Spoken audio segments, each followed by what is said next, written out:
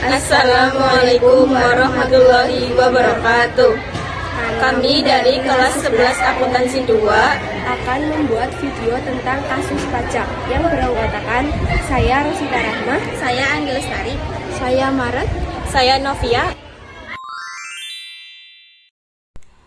Beberapa perusahaan multinasional diduga melakukan penghindaran pajak dengan cara memindahkan keuntungan ke luar negeri melalui sistem transfer princing.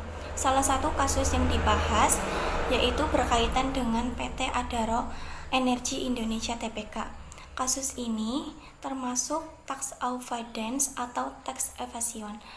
Tax avoidance yaitu mengurangi pajak dengan cara yang sesuai aturan atau memanfaatkan celah hukum. Sementara tax evasion yaitu menghindari pajak dengan secara legal atau memalsukan laporan. Kasus ini bisa termasuk tax avoidance jika masih dalam batas hukum, tetapi bisa masuk tax evasion jika terbukti melanggar aturan. Bagaimana dampak bagi negara? Penerimaan pajak berkurang, pembangunan terhambat, tidak adil untuk wajib pajak yang patuh.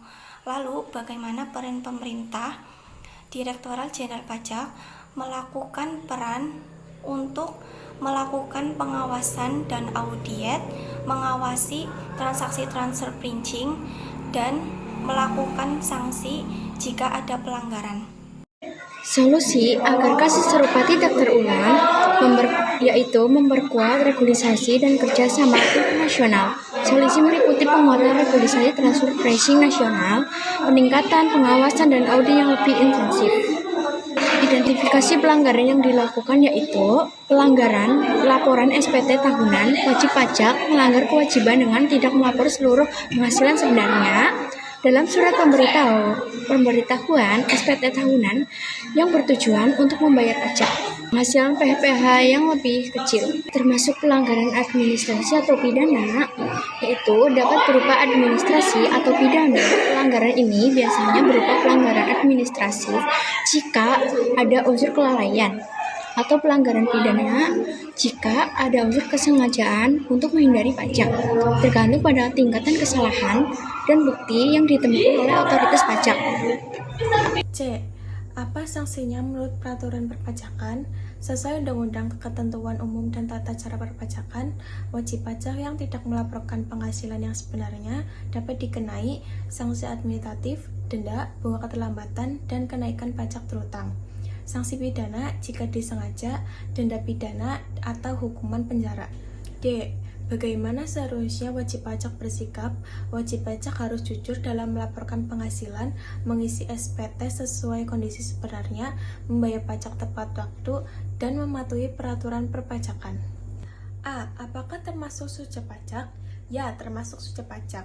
Freelance adalah orang pekerja lepas yang bekerja mandiri dan memperoleh penghasilan dari proyek atau klien.